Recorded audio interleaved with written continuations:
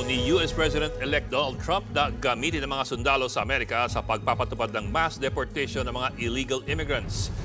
Ayon naman sa ating ambasador sa Amerika, posibleng mga kriminal lamang ang tutugisin ng militar. Nasa frontline ng balitang yan, Simon Gualvez.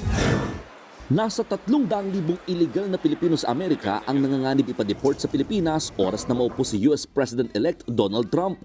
Matindi ang pagpapatupad ng malawakang deportation, lalo't balak ni Trump na gamitin ang mga sundalo ng Amerika. Aayusin daw ang border sa Mexico dahil daw sa dami ng mga migranteng illegal na tumatawid sa ilalim ng administrasyon ngayon ni US President Joe Biden. Kanina, kinumpirma ni Pangulong Bongbong Marcos na nakausap niya sa telepono si Trump.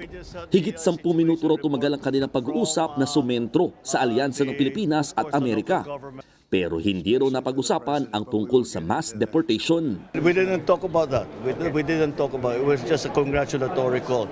But of course, our ambassador is already working on that. Ayon sa ating ambassador sa Amerika na si Jose Manuel Romualdez, sa milyong-milyong illegal immigrants na nasa Amerika, hindi lahat tutugisin ng militar.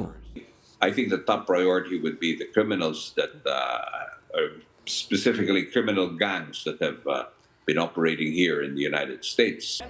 Pero sa usapin ng mga Pinoy, aminado si Romualdez na walang masyadong magagawa ang gobyerno ng Pilipinas.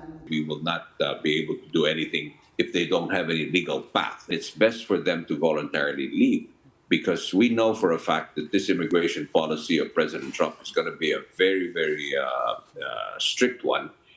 Sa kabila niyan, posible magkaroon ng pagpupulong ang lahat ng consul generals para pag-usapan kung paano matutulungang maging legal ang pagtira ng mga illegal Filipino migrant sa Amerika.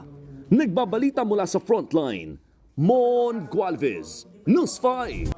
Mga kapatid, Ed Lingaw po, maging maalam at may pakialam sa mga napapanahong balita sa ating bansa.